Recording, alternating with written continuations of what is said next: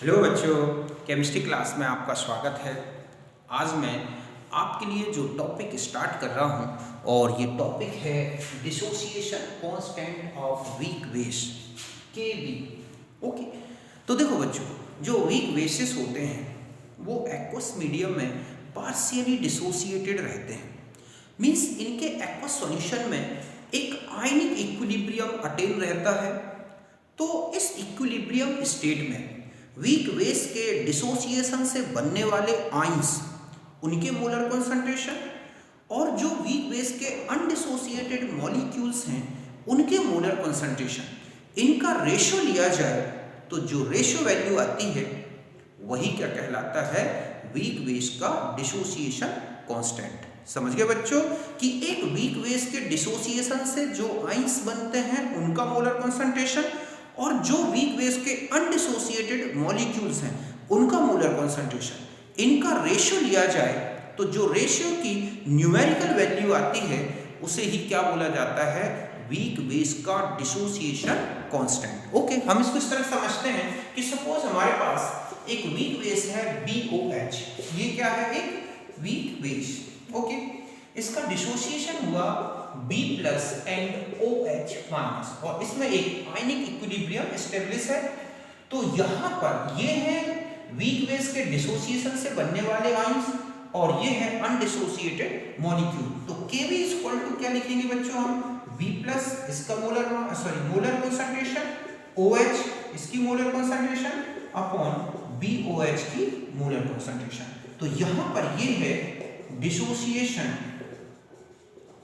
Constant. समझ गए बच्चों कि इस तरह से आपने आयंस की मोलर कॉन्सेंट्रेशन ली और अनडिसोसिएटेड मॉलिक्यूल की मोलर कॉन्सेंट्रेशन, इनका जो रेशियो है ये कांस्टेंट होता है, यही है डिसोसिएशन कांस्टेंट। एक एग्जांपल से समझते हैं, ये है अमोनियम हाइड्रोक्साइड आयोनाइज होता है एक्वस मीडियम में NH4 प्लस OH माइनस। तो Kb हम क्या लिखेंगे, NH4 प्लस इसका मोलर कॉन्सेंट्रेशन OH, इसका molar concentration OH minus upon NH4OH। ये जो वैल्यू है 1.8 into 10 to the power -5 ये होता है। Means Kb of ammonium hydroxide कितना है, 1.8 into 10 to the power -5। तो ये अमोनियम हाइड्रोक्साइड का एक डिसोसिएशन कांस्टेंट है, किसमें, एक्वस मीडियम में। ओके, और ऐसे जो भी वीक बेसिस होते हैं उन सब के लिए इस तरह से डिसोसिएशन कांस्टेंट की वैल्यू एक डेफिनेट होती है, फिक्स होती है। टेम्परेचर कांस्टेंट रहे तो ये वैल्यू चेंज नहीं होगी। ओके, अब हम आ जाते हैं कि जो डिसोसिएशन कांस्टेंट है बेस का वो Kb और pKb इस फॉर्म में दे रखा होता है और इस बेस पर आपको डिफरेंट बेसिस के जो है बेसिक स्ट्रेंथ को कंपेयर करना होता है। तो एक रिलेशन और बता दूं, एक होता है pKb जो होता है माइनस log Kb। ओके, ध्यान रखें कि Kb लार्जर वैल्यू और pKb स्मॉल वैल्यू। ये तो जो बेस होगा, बेसिक स्ट्रेंथ जो होगी बच्चों वो कैसी होगी, ये स्मॉल वैल्यू है और ये लार्ज वैल्यू है। मतलब Kb लार्ज है तो उसका pKb हमेशा स्मॉल आएगा। तो बेसिक स्ट्रेंथ कैसी होगी बच्चों, हाई होगी। ठीक इसी तरह से Kb स्मॉल वैल्यू में ये है और pKb उसका हाई है या स्मॉल वैल्यू, तो ये लार्ज वैल्यू में होगा, लार्ज वैल्यू। ठीक है, तो यहां पर ध्यान रखना है कि जो बेसिक स्ट्रेंथ है जी एस कैसी होगी, ये लो। फिर से समझे, Kb हाई या लार्ज वैल्यू तो pKb स्मॉल वैल्यू में आएगा। ऐसे में बेसिक स्ट्रेंथ हाई होगी और Kb अगर स्मॉल वैल्यू में है तो pKb लार्ज वैल्यू में आएगा, तो बेसिक स्ट्रेंथ लो होगी। ओके, एक एग्जांपल से मैं बताता हूं, इसको मिटा देता हूं। आपको अमोनियम हाइड्रोक्साइड है, ओके, कि NH4OH ये एक बेस है। इस बेस के लिए Kb suppose 10 to the power -5 है और एक BOH कोई बेस है, इसका Kb 10 to the power -3 है।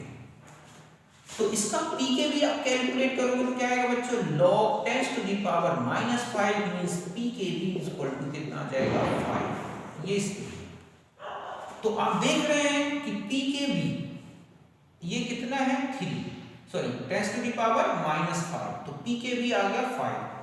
यहां आ जाए kb कितना है बच्चों 10 to the power -3, तो pKb आप कैलकुलेट करोगे तो 3। अब आपसे कहा जाए कि इन दोनों बेसिस में जो है कौन ज्यादा बेसिक स्ट्रेंथ शो करेगा, तो देखो kb जो है हाई वैल्यू तो pKb स्मॉल वैल्यू है, तो हम ये कहेंगे कि BOH जो है मोर बेसिक देन NH4OH।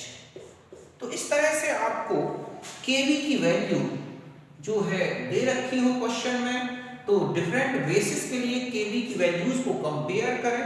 kb की वैल्यू के बेस पर भी बेसिक कैरेक्टर बताए जा सकते हैं, बेसिक स्ट्रेंथ बताई जा सकती हैं, pKb के बेस पर भी बेसिक स्ट्रेंथ बताई जा सकती है। तो ये लो वैल्यू थी तो pKb लार्ज वैल्यू आई, आप देख रहे हैं 10 to the power -5 और 10 to the power -3 में से ये लो वैल्यू है, तो NH4OH ठीक है जो है लेस बेसिक देन BOH। तो यहां तक बात समझ गए। अब हम नेक्स्ट आ जाते हैं पॉली एसिडिक बेस, ठीक है। अब हम आ जाते हैं कि dissociation constant for poly acidic base means poly hydroxy base. तो Kb ओवरऑल, सपोज यहां पर हम ध्यान रखें कि जो इनका Kb होता है वो Kb1 into Kb2 into Kb3 इस तरह से होगा बच्चों, और ये ध्यान रखना है और भी जो भी आगे है तो Kb ये जो होंगे ये तो होगा इनके क्या step wise dissociation constant, okay. और ये क्या होगा बच्चों ओवरऑल डिसोसिएशन कांस्टेंट। और आपको पता है कि Kb1 ग्रेटर देन Kb2 और Kb2 ग्रेटर देन Kb3। ऐसा क्यों? क्योंकि जैसे जैसे OH माइनस आइंस निकलते जाएंगे जो बाकी पार्ट बचेगा बेस का, उसमें पॉजिटिव चार्ज इंक्रीज होता है जो OH के डिसोसिएशन को कम करेगा। यहां देखें आप, जैसे ये है AlOH होल ट्वाइस, आयोनाइज्ड हुआ AlOH whole twice plus plus OH minus, suppose इसका Kb1 है, फिर Al डिसोसिएशन कांस्टेंट Kb1 है, फिर AlOH होल ट्वाइस प्लस 1 था, डिसोसिएशन हुआ AlOH प्लस 2 हो जाएगा प्लस OH Kb2, और फिर ये लास्ट में है OH plus 2 gives Al plus 3 plus OH minus, okay ये है। और ये क्या है Kb3, तो AlOH whole thrice complete ionised हो जाए 3 प्लस प्लस 3 OH माइनस, और ये है Kb, ठीक है। तो यहाँ पर Kb इक्वल टू क्या होगा बच्चों Kb1 into Kb2 into Kb3। अब इनका डिसोसिएशन कांस्टेंट का फॉर्मूला आप लिख सकते हैं, इसके अपॉन में इन दोनों के अपॉन में ये लिखिए, और यहाँ पर ये ऑर्डर में होगा, मतलब Kb1 सबसे ज्यादा, फिर Kb2 से कम, Kb3 और भी कम। ऐसा क्यों? आप देख रहे हैं जैसे जैसे OH निकल रहे हैं पॉजिटिव चार्ज इंक्रीज हो रहा है, ये पॉजिटिव चार्ज हाइड्रोक्साइड को एसोसिएशन में जो है एसोसिएशन बढ़ा देता है, जिसके कारण इसका डिसोसिएशन कम होगा। तो यहाँ तक समझ गए, बिल्कुल वैसा ही है जैसे पॉलीबेसिक एसिड्स में आपने देखा था, तो यहाँ तक कोई दिक्कत नहीं, ओके। अब हम आ जाते हैं नेक्स्ट है हमारा अब हम आएंगे determination of degree of dissociation of weak base and molar ionic concentration, okay. अब हम ये देखते हैं, तो देखो बच्चों सपोज ये है हमारे पास BOH आयोनाइज्ड हुआ B प्लस OH माइनस, ये इक्विलिब्रियम स्टेट है। ये 1 मोल लिया, ये 0 है, 0 1 माइनस अल्फा, तो ये अल्फा और ये अल्फा एक्टिव मास में लेंगे तो 1 माइनस अल्फा, ये तो C अल्फा। तो यहां पर जो K भी होगा, आप जानते हैं कि यहां पर जो C alpha square upon 1 minus alpha ये रिलेशन बनता है, वीक बेस है ये। ओके, तो 1 माइनस अल्फा 1 मान लेंगे तो KB इक्वल टू क्या हो जाएगा बच्चों, C अल्फा स्क्वायर। तो अल्फा क्या आ जाएगा, alpha square equal to KB upon C, तो alpha equal to KB upon, ठीक है, यहाँ रूट लग जाएगा, तो ये हो जाएगा हमारे पास C। हम इससे जो है ये हमारा यहाँ क्या है बच्चों, डिग्री ऑफ डिसोसिएशन, इससे हम डिग्री ऑफ डिसोसिएशन कैलकुलेट कर सकते हैं वीक बेस के लिए। KB यहाँ पर क्या है, dissociation constant of base, and C है मोलर कॉन्सेंट्रेशन, C यहाँ पर क्या है, molar concentration of base. Okay, अभी हम एक न्यूमेरिकल क्वेश्चन लेंगे, यहाँ तक बात समझ गए। अब हम आ जाते हैं, दूसरा है मोलर आयनिक कॉन्सेंट्रेशन। तो देखो बच्चों, यहाँ तक ये हटा देते हैं हम। अब हम आते हैं कि हमें OH आयन कॉन्सेंट्रेशन कैलकुलेट करनी है, तो हम कैसे कैलकुलेट करेंगे। तो एक तो ये रिलेशन हो गया कि आपको डिसोसिएशन कांस्टेंट और डिग्री ऑफ डिसोसिएशन पता है, मोलर कॉन्सेंट्रेशन है तो OH आयन कॉन्सेंट्रेशन कैलकुलेट कर सकते हैं, या OH minus equal to C, ये क्या था हमारे पास, KB अपॉन C, या OH minus equal to root KB into C। तो इससे हम OH आयन की मोलर कॉन्सेंट्रेशन कैलकुलेट कर सकते हैं। B प्लस का सेम इसी तरह से बन जाएगा, आपको B प्लस की कैलकुलेट करनी है तो भी यही रिलेशन आएगा, KB इंटू C। यहां तक बात समझ गए। तो ये है आयनिक कॉन्सेंट्रेशन कैलकुलेट करना, पहले आप इसे नोट करें।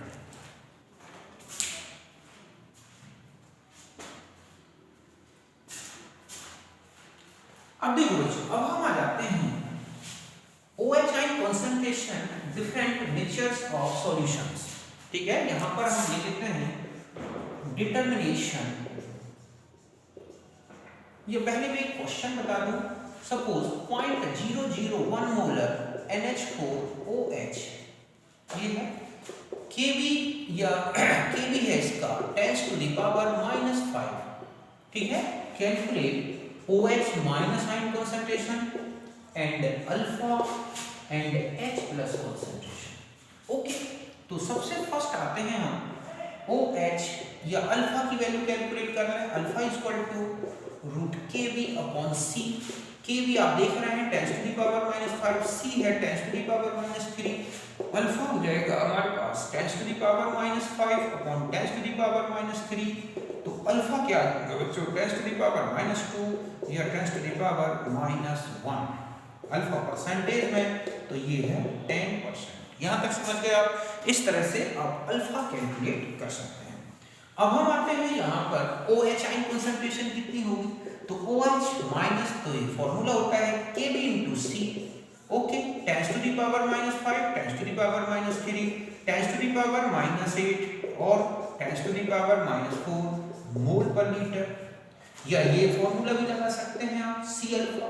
C आपको पता है 10⁻⁻3, अल्फा आपने -1, तो भी ये कितना आ गया, -4 मोल पर लीटर। तो इस तरह से आपको वीक बेस के OH minus ion concentration alpha कैसे कैलकुलेट करें। अब आता है कि H प्लस कैसे कैलकुलेट करोगे। ध्यान रखना है कि इन एक्वस मीडियम, ये कौन सा सॉल्यूशन है बच्चों, aqueous solution. In aqueous solution OH minus H plus equal to 10⁻⁻14, H plus equal to 10⁻⁻14 upon OH minus, तो 10⁻⁻14 अपॉन 10⁻⁻4, तो 10⁻⁻10, ये आ जाएगा H प्लस कंसंट्रेशन इन, ठीक है, aqueous solution of ammonium hydroxide. तो ये था हमारा क्वेश्चन। अब हम आ जाते हैं और कुछ रिलेशंस ले लेते हैं एक दो। अब देखो बच्चों, एक रिलेशन है कि कंसंट्रेशन या determination of concentration, okay, concentration of OH minus ions in mixture of solution. अब आपको सॉल्यूशंस के मिक्सचर दे रखे हैं और उसमें OH आयन कंसंट्रेशन कैलकुलेट करनी है। फर्स्ट लेते हैं mixture of solutions of weak bases. Okay, तो ये रिलेशन होता है OH mixture is equal to Kv1 into C1 plus Kv2 into C2 plus dash dash. यहाँ एक मान लो बेस है आपके पास BOH1, ठीक है, ठीक इसी तरह से ये आपका हो गया बेस OH, ओके, ट्वाइस वाला हो, मतलब दूसरा हो गया, या इस तरह से तीसरा, जो भी है आप इस तरह से उनके डिसोसिएशन कांस्टेंट और उनकी मोलर कंसंट्रेशन, इस तरह से ये प्रोडक्ट, ये OH दूसरा, तीसरा, इस तरह से कैलकुलेट करना है जब आप सॉल्यूशंस किसके हो बच्चों, वीक बेसिस के। यहां तक बात समझ गए होगे। नेक्स्ट देखो आप, अब आता है कि दूसरा है कि mixture of strong bases. Okay, mixture of solutions of strong bases. तो OH minus mixture is equal to N1V1 plus N2V2 plus N3V3 dash dash dash upon V1 plus V2 plus V3 dash dash V2 तक। ये हो गया base 1, ये हो गया base 2, okay, ये हो गया बेस 3। इस तरह से आप उनकी नॉर्मलिटी और वॉल्यूम को लें और इस तरह से ऐड करके और डिवाइड कर दें, किससे, आप वॉल्यूम से, टोटल वॉल्यूम से। तो OH आयन कॉन्सेंट्रेशन जिसकी कैलकुलेट हो जाएगी बच्चों इस पूरे स्ट्रॉन्ग बेस के सॉल्यूशन। हम क्वेश्चंस देखेंगे आगे। अब देखो आप, नेक्स्ट है OH minus ion concentration in solution of strong base. Okay, आप एक स्ट्रॉन्ग बेस दे रखा है और उसके सॉल्यूशन में आपको OH आयन कॉन्सेंट्रेशन कैलकुलेट करनी है। सपोज ये एक बेस है, X इसके आयन्स, ये आयोनाइज्ड हुआ Vx plus plus XOH minus. तो ध्यान रखें कि जो स्ट्रॉन्ग बेस होते हैं ये कंप्लीटली आयोनाइज्ड होते हैं। ओके, इनमें जो अल्फा है वो क्या होगा, 1। तो ये जो इसकी मोलर कॉन्सेंट्रेशन है, ये क्या है, मोलर कॉन्सेंट्रेशन, तो ये हो जाएगी Xn, मींस आपके पास OH जो कॉन्सेंट्रेशन है वो है Xn। Suppose 0.02 molar NaOH। Okay, तो OH कॉन्सेंट्रेशन क्या होगी बच्चों, तो आप NaOH को आयोनाइज्ड करेंगे, OH minus gives Na plus plus OH minus, तो ये था 0.02, तो OH भी 0.02 means OH is equal to 2 into 10 to the power -2 mole per litre.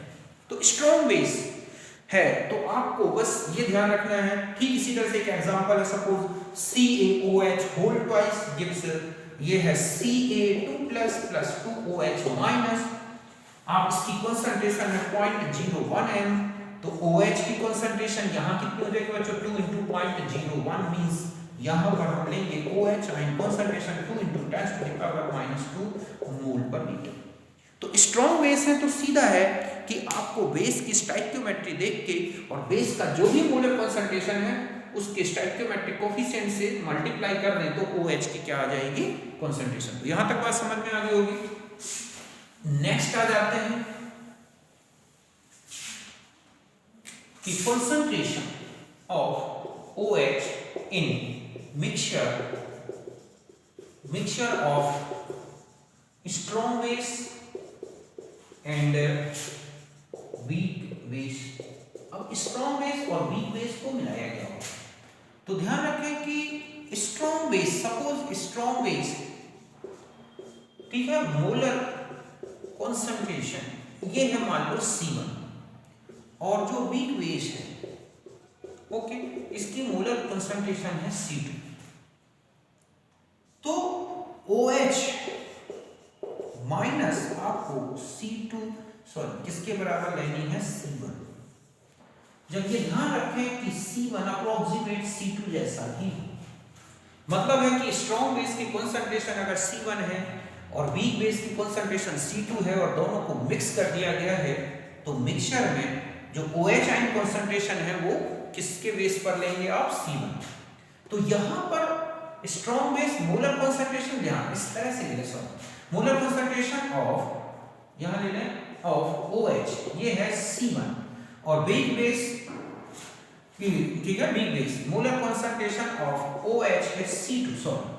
तो आप ध्यान रखें कि मिक्सचर में OH आयन कंसंट्रेशन C1 के बराबर है। सपोज यहाँ पर है Ca या हम ऐसा ले लें कि NaOH 0.01 molar plus NH4OH 0.01 molar. मैं कहूँ OH आयन मिक्सचर का क्या होगा बच्चों, तो आपको सीधा ये लेना है। अब चाहे ये ऐसा भी होता है ना तो भी आप इसको ये लेंगे। ओके, मतलब आपके पास जो NaOH है उनकी जो कंसंट्रेशन है ये स्ट्रॉन्ग बेस है, ये वीक है, ये और ज्यादा वीक पड़ जाएगा। तो इसकी जो कंसंट्रेशन है आप इसके बेस पे लें। यहाँ पर पॉइंट पहला मैंने आपको बताया ये है तो ये हो गया। अब मान लो ये 0.2 था, ये पॉइंट तो हम यहाँ 0.2 ले लेंगे। ये मान लो 0.3 है तो यहाँ हम 0.3 ले लेंगे। ये 0.2 है तो भी हम 0.3 ले लेंगे। तो ध्यान रखें कि जो स्ट्रॉन्ग बेस है हम उसी की OH आयन कंसंट्रेशन को यहाँ पर यूज करेंगे। और रिलेशन बता दूं मैं आपको कि अगर आप एक और बिल्कुल परफेक्ट वैल्यू कैलकुलेट करना ही चाह रहे हैं OH माइनस की, तो ये हो जाएगा C1 प्लस रूट, ठीक है, C1 का स्क्वायर प्लस 4C2A जो है बेस या Kb, ओके, और अपॉन में क्या 2। इससे भी आप OH आयन कंसंट्रेशन कैलकुलेट कर सकते हैं, जहां C1 क्या है? स्ट्रॉन्ग बेस की कंसंट्रेशन, ओके। और मैंने C2 तो बता ही दिया था कि वीक बेस की कंसंट्रेशन है, तो यहाँ पर ये कंसंट्रेशन बेस पर कैलकुलेट कर सकते हैं। अब हम आ जाते हैं कि कहीं कहीं पर ऐसा भी आता है कि concentration of S base, okay, less than और इक्वल 10⁻⁻⁷। मतलब कंसंट्रेशन ऑफ बेस ये क्या है बच्चों? Molar concentration of base equals to this 10⁻⁷ और लेस देन 10⁻⁷। तो OH माइनस, ठीक है, ये है, और ये किस में है बच्चों? एक्वस सॉल्यूशन में। तो OH इक्वल टू होगा 10⁻⁷ मींस H2O का प्लस यहां पर आप लिखेंगे OH concentration of base given, okay. जैसे मैंने लिखा 10⁻⁷ मोलर NaOH, तो OH आयन कंसंट्रेशन क्या होगा? तो आप क्या करोगे? OH minus equal to 10⁻⁷ plus, अब आप यहां देखोगे NaOH आयोनाइज्ड होगा, Na plus plus OH minus, तो ये है 10⁻⁷, तो ये है 10⁻⁷, ये है, तो यहाँ पर हम लिखेंगे 10⁻⁷। हम 10⁻⁷ कॉमन लें तो 1 + 1 मींस हमारे पास आ जाएगा 2 × 10⁻⁷। ये हमारे पास OH आयन की कंसंट्रेशन होगी जब बेस की मोलर कंसंट्रेशन 10⁻⁷ या इससे भी कम हो, और स्ट्रॉन्ग बेस के लिए। किसके लिए बच्चों? Strong base. यहां तक बात समझ गए? ऐसा ही कहीं पर एसिड के लिए दे दिया गया हो। एक और चीज बता दूं मैं कि यहाँ तो आपको OH ion concentration suppose H+ ion concentration strong acid में देखना है, ठीक है, ये है, और जो कंसंट्रेशन है, ठीक है, एसिड मोलर कंसंट्रेशन बस ऐसा ही हो, तो H+ भी बिल्कुल ऐसे ही कैलकुलेट करेंगे, प्लस यहाँ पर H+ ऑफ एसिड।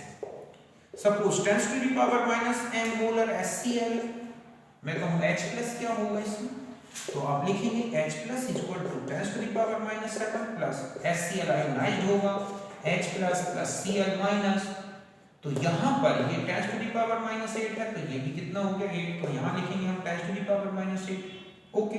तो हम 10⁻⁷ कॉमन ले लें तो 1 + 10⁻⁻1 मींस 10⁻⁻1 ये 1 + 1.1, तो 1.1 × 10⁻⁷ ये होगा H+। अब इसका pH कैलकुलेट करोगे तो 7 से थोड़ा नीचे आएगा, मींस एसिडिक ही सॉल्यूशन होगा। डायरेक्ट अगर हम ये ले लेते 10⁻⁸ और pH कैलकुलेट करें तो 8 आ जाएगा, और HCl के सॉल्यूशन का pH 8 तो हो नहीं सकता।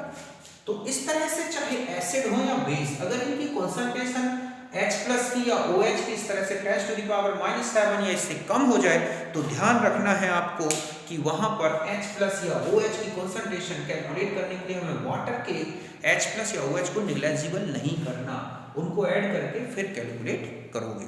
तो यहाँ तक आप एसिड और बेस में अच्छी तरह समझ गए कि क्या होते हैं इनके डिसोसिएशन कांस्टेंट और किस तरह से OH की कैलकुलेशन करनी है। बाकी मैंने एसिड और बेस के mixture, weak acid, weak base, strong acid, strong base, इनके और या स्ट्रॉन्ग एसिड, वीक बेस, इनके मिक्सचर का जो H प्लस है या OH माइनस आयन कॉन्सेंट्रेशन कैसे कैलकुलेट करें वो मैंने आपको एसिड के डिसोसिएशन कांस्टेंट में अच्छी तरह बताया था। और आगे जब हम हाइड्रोलिसिस ऑफ सॉल्ट पढ़ेंगे तो वहां पर भी देखेंगे, बफर सॉल्यूशन में देखेंगे, pH की कैलकुलेशन में भी हम आएंगे जहां H प्लस और OH की कॉन्सेंट्रेशन को कैलकुलेट करना है। तो ये सारे रिलेशंस हम आगे नेक्स्ट वीडियो में देखेंगे।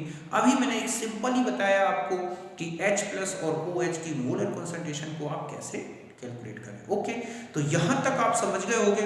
एक रिलेशन और बता दूं कि OH first upon OH2 equal to Kb1 into C1 upon Kb2 into C2। ये किसके लिए होता है बच्चों? जब दो बेस के स्ट्रेंथ को, यहाँ हमें क्या करना हो, basic strength relative, okay, basic strength देखनी हो तो ये है। अगर आपको रिलेटिव एसिडिक स्ट्रेंथ देखनी है तो H+1 upon H+2 equal to root Ka1 into C1 upon Ka2 into C2। इससे आप एसिडिक स्ट्रेंथ कंपेयर कर सकते हैं। ओके, या अल्फा के बेस पर देखेंगे आप तो OH-1 upon OH-2 equal to, यहाँ पर आप देखते हैं कि ये alpha 1 into C1 upon alpha into C2। इससे भी आप कैलकुलेट कर सकते हैं। ऐसे ही यहाँ पर आ जाएगा तो H प्लस का मतलब alpha 1 into C1 upon alpha 2 into C2। तो अल्फा के बेस पर भी हम इनकी रिलेटिव स्ट्रेंथ को कैलकुलेट कर सकते हैं। तो यहाँ तक बिल्कुल कोई दिक्कत नहीं, समझ गए? ओके, तो फिर मिलते हैं हम नेक्स्ट वीडियो में जहाँ हम और आगे और डिटेल में पढ़ेंगे। इसके बाद हम वाटर के dissociation constant, ionic product, self dissociation constant, इनके बारे में डिस्कस करेंगे। ओके, तो मिलते हैं नेक्स्ट वीडियो में, तब तक के लिए बाय, नमस्कार, थैंक यू।